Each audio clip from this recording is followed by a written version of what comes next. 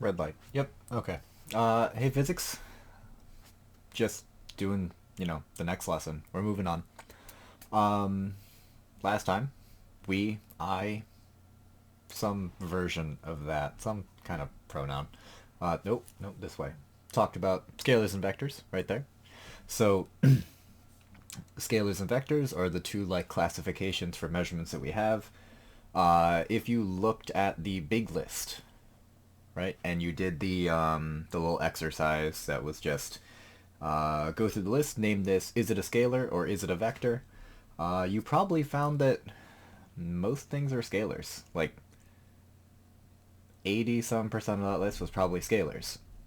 A few questions that came up that come up frequently. So, like if you had this question but you didn't ask it, and you're glad that someone did because it got answered, then that's great. A few things. One, yes, most things are just scalars. Most things are are just measurements that have size. So that's fine. That's common. Second one is no. As far as vectors are concerned, right? They have direction, but you can't just like slap direction on anything and say, hey, now it's a vector. The temperature is the best example of this, right? It was 60 some degrees outside. So let's say it's 60 degrees outside. I can't just say it's 60 degrees Fahrenheit right, like to the right. That doesn't mean anything. We can say that a scalar is increasing, like the temperature will go up over the course of the day. It'll go up from 60 to 65, but that doesn't mean it's 60 up and then 65 up later, right? That's not meaningful, is what I'm getting at. It doesn't follow. It doesn't jive. I don't know. And then what was the other thing? There was something else. I'll think of it. I'll come back to it. I'll circle back. Today, what I wanted to talk about, uh, after we talked about scalars, we talked about vectors. I'll make a little separation here so that we can see. Like that was B day stuff, and now we're on C day. So, new day, new thing, new topic, right? The topics might get a little more frequent, and if they do, I'll make sure that y'all know during class. I'll make sure that the videos kind of reflect that. So, the next topic is acceleration.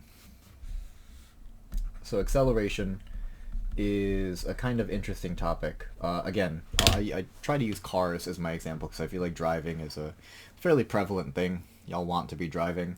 I don't want you to be driving, but you do. I'll explain why. Over the course of the next month or so, I'll explain in detail why I don't think y'all should be driving. But what do I know? I just teach. Now, acceleration is probably something that you think of as strictly speeding up, right? Acceleration is what happens when you go faster than you were going before, and you probably have this other word. I'm gonna try to write better, if that makes sense. I can only write so well. Anyway, deceleration, right? And you probably think of deceleration as I'm slowing down. I'm not a fan of the term deceleration.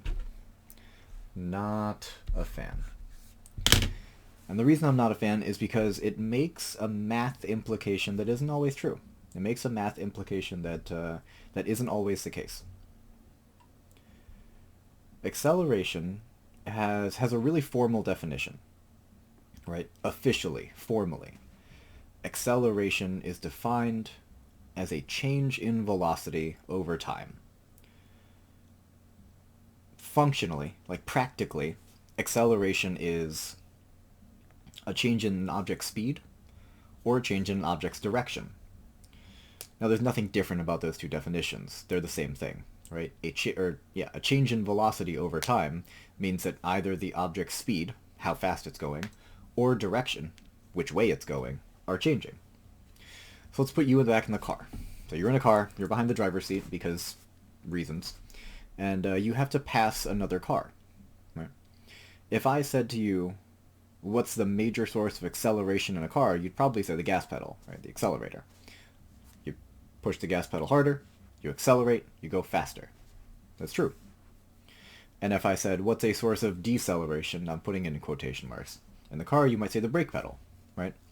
The brake pedal. If you hit the brake pedal, then you go slower.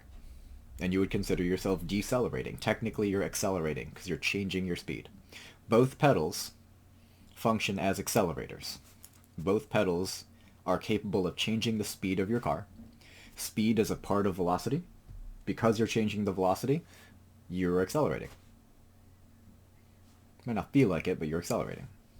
Now, in order to pass a car, not only do you need to go faster, but because you can't physically occupy the same space as the other car, you need to go around them. So when you go around them, you change lanes. You turn on your little blinker, turn on your blinker. Use that turn signal. Totally exists, usually on this side of your steering wheel. And when you turn the blinker on, you click, click, click, click, click, click. You turn the steering wheel. Right? Your steering wheel is actually another source of acceleration in your car. Because we defined acceleration as a change in velocity over time. And if I look back up here, velocity is a magnitude and a direction. So it's 50 miles an hour and east. So by turning the wheel a little bit, you're no longer going straight forward. You know, you might be going a little this way, you might be going a little that way, but your steering wheel changes your direction, and by changing your direction, you are accelerating. Again, y'all need to do your best to kind of change your perception on the word acceleration. It can no longer just mean speeding up. I would also ask that you separate yourself significantly from the word deceleration, because not because it doesn't exist. There are times when you slow down, but I would prefer that you use the term slowing down, because acceleration implying speeding up and deceleration implying slowing down is unfair to acceleration. Acceleration is a vector, which means it has both a direction and has both a magnitude and a direction. If you consider direction, if we looked at a regular XY axis, we would say this is positive and this is negative, this is positive and this is negative. So generally, if I said you were speeding up, you're probably getting more positive. If I said you were slowing down, you're probably getting more negative. Acceleration kind of makes the mathematical implication that all acceleration is positive acceleration and all deceleration is negative. That's not always the case. I'm going to put you in the car again. Get back in your car. Behind the wheel of your car, and you're in drive. You're going forward, and you press the gas pedal, you accelerate, you go faster.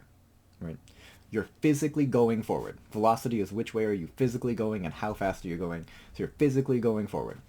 And when you press the gas pedal, you physically start going forward faster. It's as though the gas pedal is somehow pushing the car forward.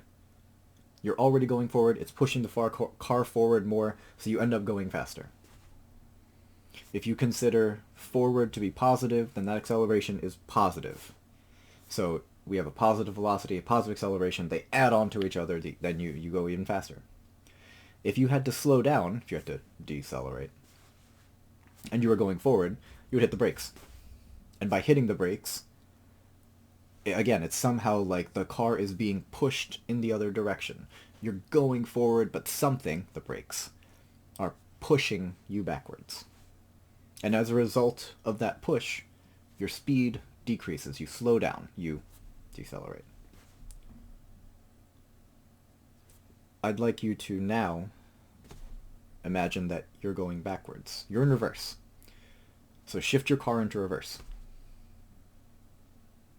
Now that I've shifted my car into reverse, if I want to go faster backwards, am I going to hit the brake pedal? No. I'm still going to hit the gas. So I'm going backwards, and the gas pedal, the accelerator, makes us go backwards faster. So we're going backwards. We're physically going backwards, right? That's like negative. Negative things are backwards, behind us. And we're being pushed backwards. So the acceleration is negative. We're going backwards. The acceleration is negative. The acceleration is also backwards. So we go backwards faster. that negative acceleration just made you go faster. Similarly, if you want to slow down going backwards, you still hit the brakes.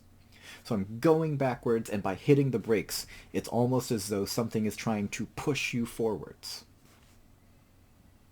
And the act of trying to push you forwards while you are going backwards slows you down.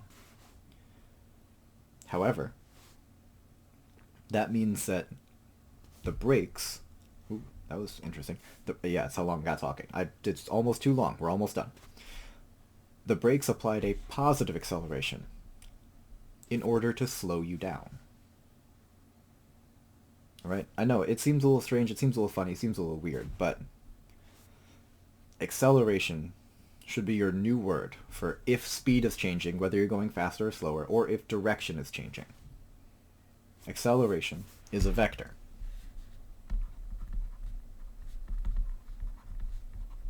It is a vector. Oh, it's totally not how you spell vector. That looks terrible.